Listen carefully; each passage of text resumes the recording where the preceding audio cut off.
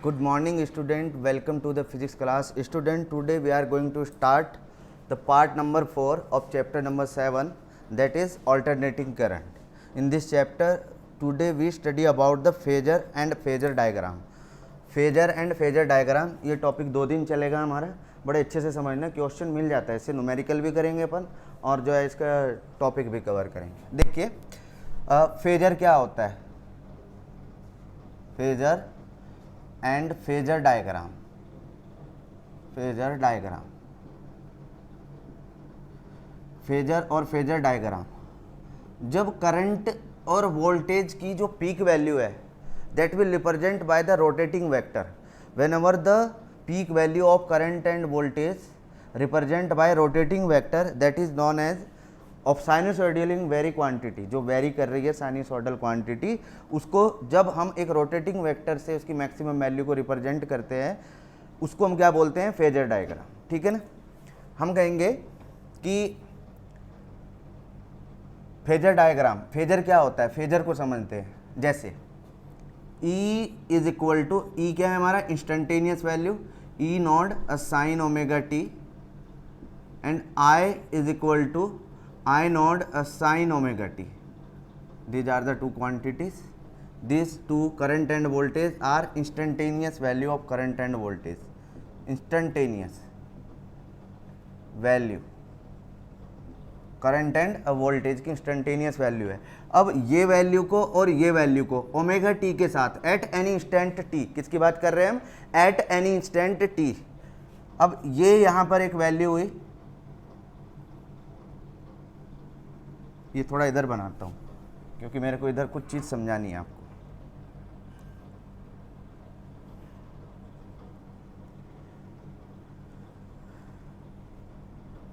ये eight any instant, this n is omega t, this is the value, ये vertical axis है, this one is horizontal axis. ये किसकी value हुई हमारी, volt EMF. Now the value of current at any time t, किसकी बात करेंगे हम यहाँ पर, value of current at any time t, this is the current. अब जो करंट का मैग्नीट्यूड होगा मींस आई नोट जो होगा that's will be lesser than to the, क्यों होगा, E naught maximum I naught थोड़ा सा कम होगा ई नॉट से। वाई, बिकॉज जब हम आई नॉट फाइंड करते हैं तो it will be divided by resistance, इसका मैग्नीट्यूड रेजिस्टेंस वैल्यू से डिवाइड किया जाता है। तो इसका जो ग्राफ है, इसकी जो पीक वैल्यू है दैट विल गेट डिक्रीजेस, वो डिक्रीज हो जाती है। हमने कहा दिस वन, ये मैंने ओ बोला, ये ए, तो this is O A is the rotating vector at any time and this particle moving with omega velocity and this one is I naught. अब now the projection, ये मैंने कहा m, projection of it, this one is n। ये I, ये value क्या हुई हमारी E, जिसको मैं E कह रहा हूँ, इसको E बना लेते हैं, this one is E naught, this value is E and what is this, this is I। यहाँ पर जो रिप्रेजेंट हो रहा है, these are the instantaneous value. How we can get, with the help of rotating vector, this can get after projection of O A vector, projection of O A vector on vertical axis, projection of O A vector on vertical axis, vertical axis,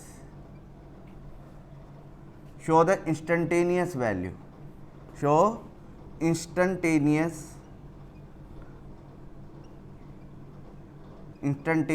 value. किसको show करता है बेटा, ये instantaneous value को show करता है। इस पर जो भी वैल्यू होगी, करंट की होगी या फिर पीक वैल्यू की, प्रोजेक्शन ऑफ ओ ए या फिर कह दीजिए peak value, projection of peak value, either it will be current और voltage means EMF, peak value, नहीं तो हमें 2 बार लिखना पड़ेगा अलग अलग इसको, इसलिए हमने पीक वैल्यू को कंसीडर कर लिया, दैट विल बी करंट और ईएमएफ। ओके, अब देखिए इसको थोड़ा ग्राफ की फॉर्म में समझते हैं कि कैसे होगा ग्राफ। ओके, हमने कहा कि इसकी पीक वैल्यू थोड़ी हाई होती है, दिस वन, ये क्या हो गया हमारा EMF, E नॉट। तो वोल्टेज है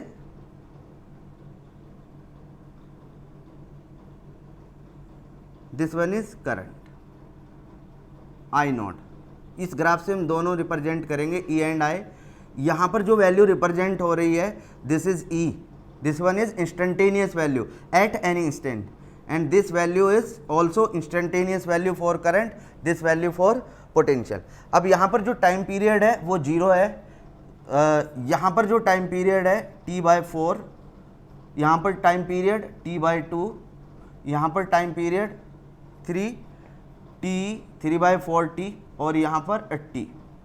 राइट स्टूडेंट, अब हम थोड़ा सा डिस्कस करते हैं एंगल के बारे में कि कितना डिग्री चला। अब ये पार्टिकल 0 से चलता है, यहाँ से 0 से चला और 0 से चलने के बाद after π/2 it will reach here. अब यहाँ तक टाइम एंगल कितना हुआ π/2 and time period T/4। At this instant angle pi and time period T/2 at अब ये देखिए, अब इसने अपनी डायरेक्शन को चेंज कर दिया, means the particle are going to oscillate. हम पार्टिकल की बात कर रहे हैं, ये हमने 11th स्टैंडर्ड में पढ़ा है 10th यूनिट में, बट यहाँ पर अब हम ऑल्टरनेटिंग करंट की बात करेंगे। अब पीरियोडिकली रिवर्स होती है, अब ये रिवर्स डायरेक्शन में, मीन्स ये एंगल क्या हो जाएगा 3π/2 और टाइम पीरियड 3/4T और यहाँ पर 2π एंड T, ये हो जाएगा। अब 0 यहाँ पर एंगल कितना था फेज की मैं बात कर रहा हूँ, that is π/2, here is π, 3/2π and 2π, all these are the angle. तो स्टूडेंट EMF और वोल्टेज का ये जो एंगल है ω/T और ये दोनों के बिटवीन एंगल है दिस इज φ। ये जरूरी नहीं कि ये φ कांस्टेंट रहे, ये जरूरी नहीं है कि ये ω/T कांस्टेंट रहे। ω/T करंट और वोल्टेज के लिए जरूरी नहीं है कि एक जैसा रहे, तो इसमें कुछ डिफरेंस आता रहेगा। What is the reason for the difference between current and voltage, क्या डिफरेंस है, तो वो डिफरेंस जानने के लिए हम आगे स्टडी करते हैं। व्हाट इज द रीजन, हम कहेंगे कि जब हम कंपोनेंट यूज करते हैं अलग अलग, देखिए एक ट्रांसफार्मर होता है हमारा, ट्रांसफार्मर से हमने 100 kVA का सप्लाई दिया, बट हम कहेंगे कि 80% लोड को सहन कर पाएगा। व्हाट इज द रीजन कि जो लोड है वो किस टाइप का है, हमें नहीं पता किस टाइप का है। अगर लोड होता है तो लोड की वजह से, लोड जिसको हम रेजिस्टेंस कह रहे हैं, अब वो लोड रेजिस्टिव है, कैपेसिटिव है या फिर इंडक्टिव है, वो करंट और वोल्टेज मीन्स करंट और EMF के बिटवीन एंगल डिसाइड करता है। और उसको रिप्रेजेंट करने के लिए हम दो चीजें यूज करेंगे, एक ग्राफ की हेल्प से और एक phasor diagram. I hope you got it. ये फेजर डायग्राम है, this one is the graph.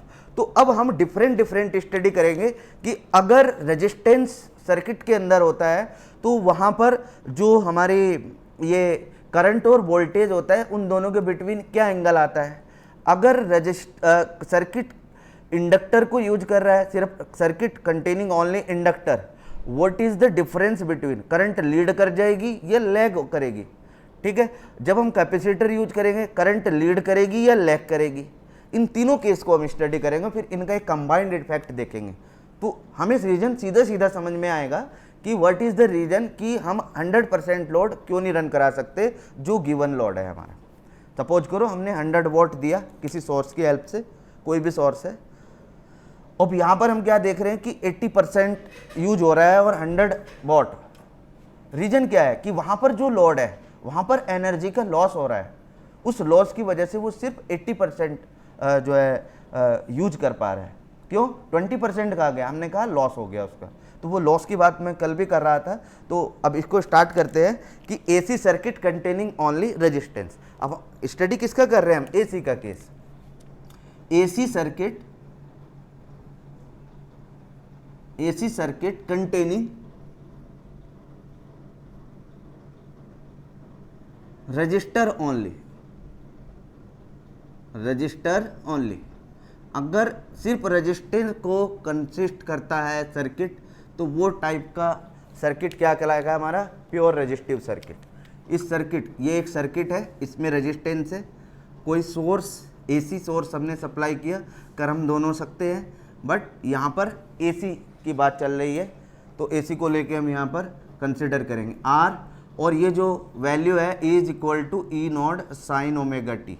ये ओमेगा टी डिसाइड करेगा, ओमेगा टी डिसाइड करेगा कि करंट और पोटेंशियल को किस तरीके से फ्लो होना है, राइट, कब वो कम होना है, कब ज़्यादा होना है, राइट। ओमेगा टी कैसे डिसाइड करता है ये हम सब जान चुके हैं जनरेटर के केस में। तो चलिए, तो ये सर्किट क्या है हमारा, purely resistive circuit, purely resistive circuit, resistive circuit, ये प्योरली रेजिस्टिव सर्किट है हमारा। अगर ये प्योरली रेजिस्टिव सर्किट है तो इसकी एक इक्वेशन हमारी हुई E is equal to E naught sine omega t. अब अगर करंट की इक्वेशन में इस एंगल में कोई चेंज आता है, इट मीन्स इस केस में ये एंगल चेंज होने का रीजन है कि या तो करंट लीड करेगी या फिर लैग करेगी। ओके, अब ये हमें यहाँ पे प्रूव करना है। तो हम कहेंगे कि instantaneous EMF of the source, ये जो मैंने बोला this one is the instantaneous EMF, ये वाला, राइट, जो इसके अक्रॉस पोटेंशियल ड्रॉप होगा। हमने कहा if the current I is flowing through the circuit and R this, तो इसके अक्रॉस जो पोटेंशियल ड्रॉप होगा एट एनी इंस्टेंट, तो potential drop across R at any instant, at any instant, किसी भी इंस्टेंट पर जो पोटेंशियल ड्रॉप होगा वो क्या होगा, दैट इज IR। ये क्या हो गया हमारा IR। तो ये जो पोटेंशियल ड्रॉप होगा it will be equal to the instantaneous EMF। तो this is the equation number first, this is equation number second. तो from equation first and second, E not sine omega t is equal to IR। What is I is equal to, इसको यहाँ पे लिख देता हूँ फिर आगे diagram बनाना है। I is equal to E naught upon R sine omega t. E naught upon R is equal to I naught sine omega t. देखिए स्टूडेंट, इक्वेशन नंबर थर्ड और इक्वेशन नंबर फर्स्ट को compare कीजिए। This is equation number third, there is no difference between the phase. हमने बोला था इसको हम क्या बोलेंगे, phase, that is constant throughout the circuit. Circuit run कर रहा है हमारा तो उसमें कोई चेंज नहीं है। अगर इसमें कोई चेंज नहीं है इसका मतलब current and voltage are moving simultaneously, एक साथ मूव कर रही है, ना तो करंट वोल्टेज से लीड कर रही है और ना ही लैग कर रही है। ओके, तो इसका एक छोटा सा डायग्राम, हम कैसे फेजर डायग्राम बनाते हैं वो थोड़ा सीख लेते हैं। बस ये लास्ट है। मैंने कहा कि करंट एंड वोल्टेज, अगर कोई फेज डिफरेंस होता तो दिस वन इज EMF, और ये जो है हमारा circuit this one is current. ये जो वैल्यू है, ये जो वैल्यू है this is I instantaneous value, this one is I not, this one is E not and this one is E। These two value are instantaneous value, there is no difference। अब इसका phasor diagram बना लेते हैं। What is phasor diagram? तो इसका मतलब हुआ कि current and voltage are moving with 0 degree angle, means both are moving parallel to each other, दोनों पैरेलल मूव कर रही है। तो कैसे मूव कर रही होगी, आंसर है कि दिस वन इज फॉर, अब देखिए ये किसके लिए है, I, तो I is equal to I naught sine omega T, right. Same angle पर E, ये क्या है हमारा E is equal to E naught sine omega T. So we can say this is the amplitude and both are moving with same lines, there is no phase difference between voltage and current, both are moving at same phase, that is omega t। तो student ऐसे ही हम inductor का case study करेंगे, ऐसे ही capacitor का, और फिर तीनों का कंबाइंड इफेक्ट जज करेंगे कि क्या क्या चेंजेस आते हैं इसमें AC के केस में। Okay student, tomorrow we will discuss about the other, that is inductor and capacitor. Till then have a nice day, thank you.